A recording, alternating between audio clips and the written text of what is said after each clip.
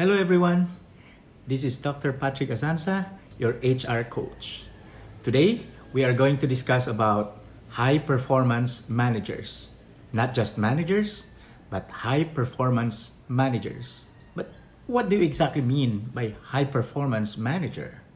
Aha, today we will learn something very important, especially that we are faced in these problems amidst all this pandemic, and a high performance manager is very much in demand.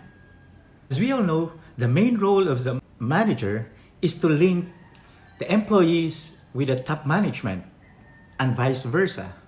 Whatever it is that the management would like to be conveyed or to be implemented or to be achieved by the employees will have to go through the manager, and it is the role of the manager to make sure that everything is executed and achieved by the workers in accordance with the business objectives or the plan.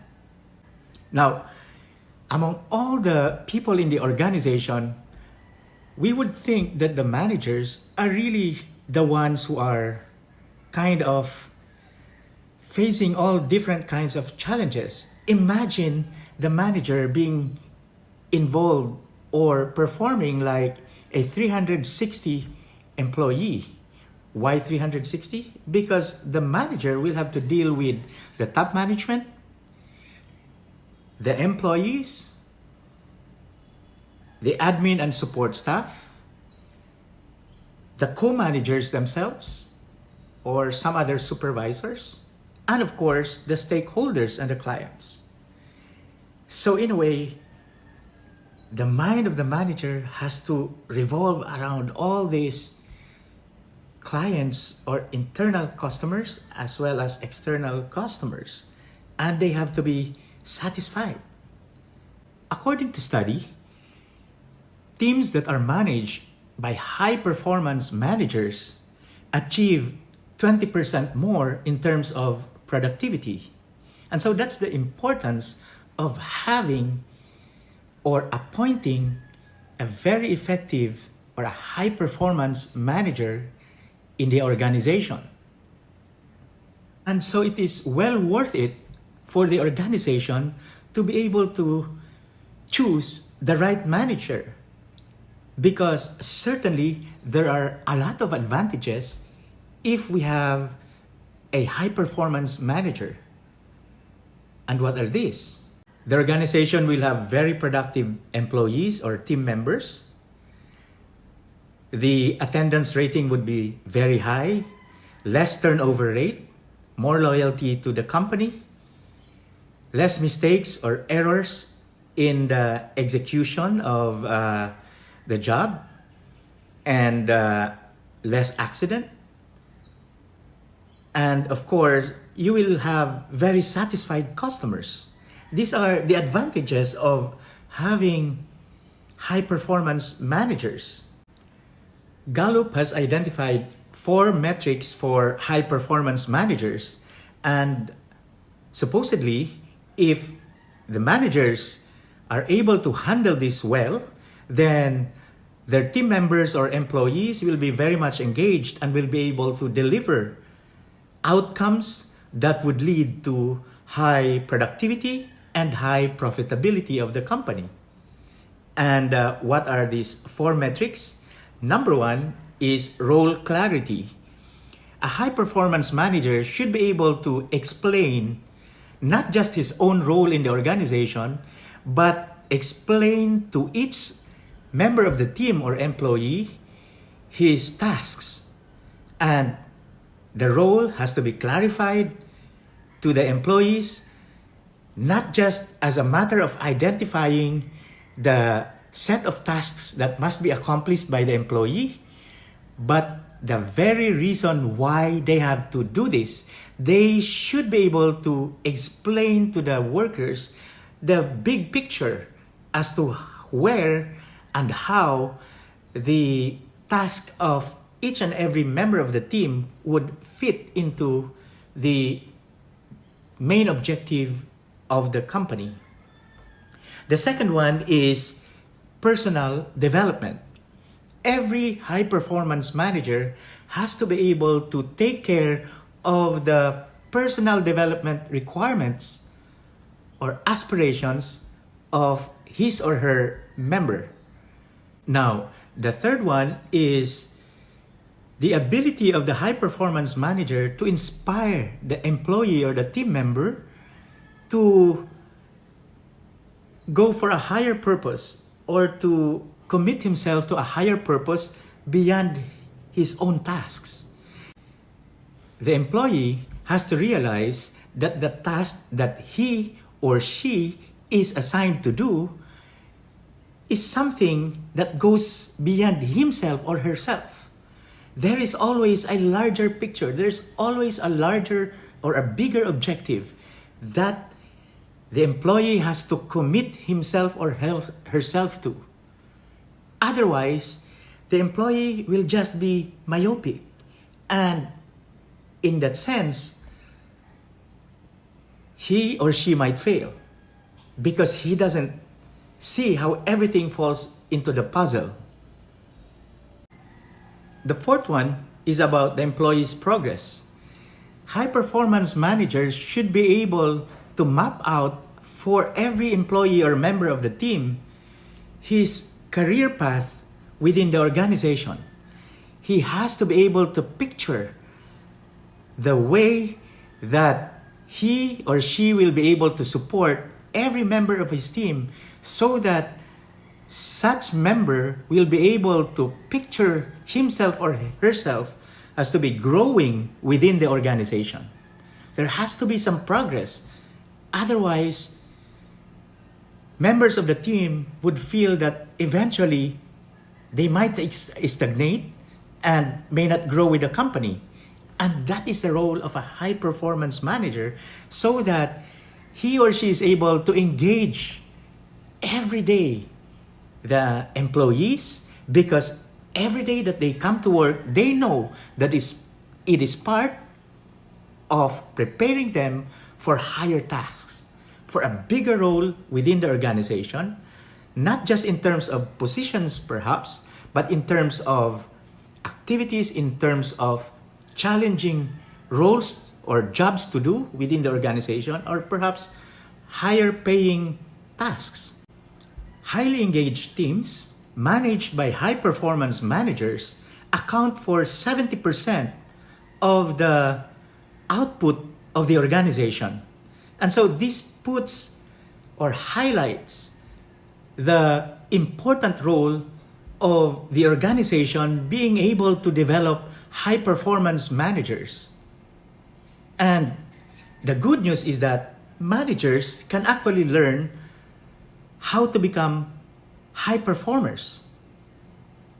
Some may have that innate characteristics or traits, but certainly there are also things that can be learned so that one would become a high performance manager.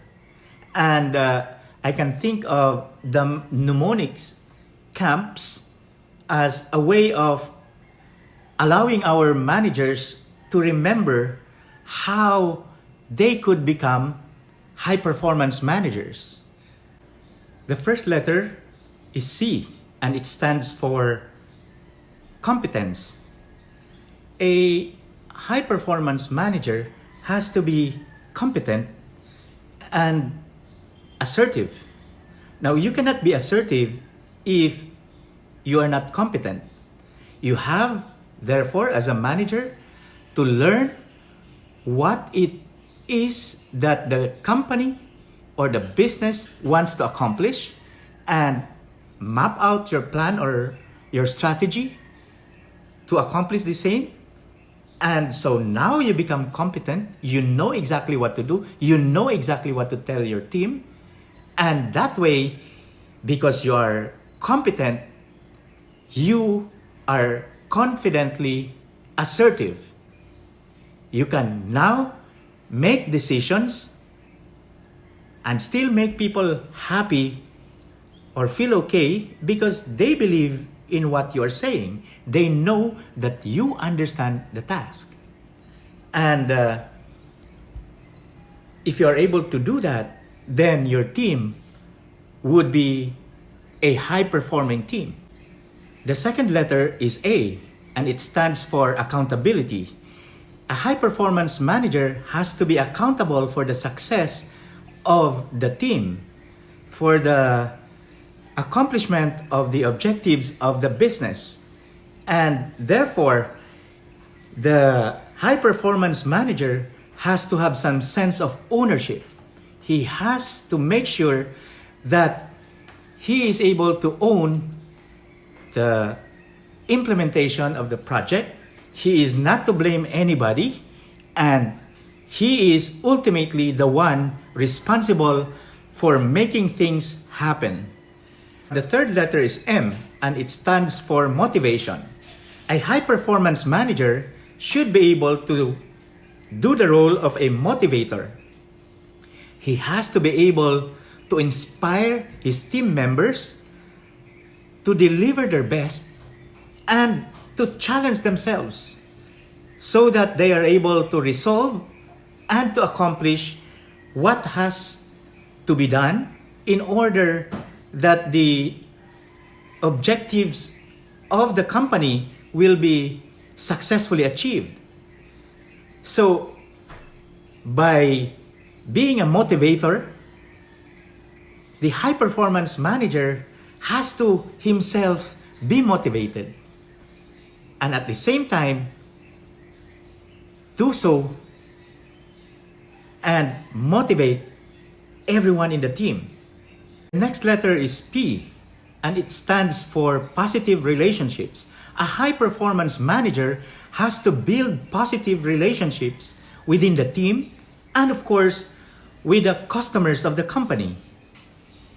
By doing so, he can actually, or she can actually, achieve the objectives of being able to put to task everyone in the organization or the team based on the positive relationships that he was able to cement across all the members of the team. And it will become effortless for him or her because everyone is going to do so with full cooperation. Now, how will a high-performance manager be able to achieve that? There is that formula of fairness and being supportive. In order to build positive relations, not just within the team, but also with customers, a high-performance manager should always be guided by fairness and by being supportive. You support the requirements of the customers and you are fair to them because you deliver what is expected of you for what you are being paid or what the company is being paid. On the other hand, a high-performance manager is able to rally all the members of the team to give their best because they know that at the end of the day, a high-performance manager is fair to them. They will be listened to. They can give the reasons and they will be treated fairly. And at the same time, if they have requirements, a high-performance manager will be there to support their requirements and their needs. The last letter is S, and this is very important. It stands for solution provider. Every high-performance manager has to become a solution provider. A high-performance manager does not just make decisions. He has to be analytical. He has to have a creative mind so that he can put together something in order to provide solutions to the problem at hand. And he or she must also be able to make sure that he planned for contingencies. Remember the pandemic? A high performance manager has to be able to find solutions amidst all these problems or chaos that the pandemic has brought us. In fact, a high performance manager has to be proactive, that he has to think about all these possible contingencies ahead of time. He has to realize that some things might go wrong and he has to plan for any eventuality. That is part of being a solution provider. So you see, these are the things that any manager can prepare himself to become so that he will achieve or become a high performance manager. CAMPS, CAMPS. Now, we must realize that CAMPS actually is also our guide when we are interviewing to become a manager. As we go for an interview with the HR, for example, one would realize that the set of questions being asked by the interviewer or the representative of the management to the applicant manager are exactly in response to these qualities or to these characteristics that are being identified by the employer. The interviewer would, for example, ask, what are the qualities of a good manager? And if you are the applicant and you want to emphasize that you are a high performance manager, then you can answer by highlighting your competence and ability to become assertive. If you are asked by the interviewer, how do you monitor the performance of your staff? Or how do you deal with a low-performing member of your team? Then you can focus on number 2, letter A, accountability. You can highlight the fact that you are responsible for the success of the team and you will do what is necessary. Another question that the interviewer might ask an applicant for a manager position is, as a manager, how would you persuade your team members to do exactly what you want them to do? And the answer is, of course, letter M. Act as a motivator. And if the interviewer asks you, what is your management style? Or what do you think about managing people? Then you can highlight about positive relationships, about you being fair and supportive. And lastly, the interviewer might ask you, what was the most difficult or most challenging problem that you encountered as a manager? Then you can highlight your letter S, your role as a solution provider, how you made decisions based on creativity, based on analytical tools, and your ability to plan for contingencies.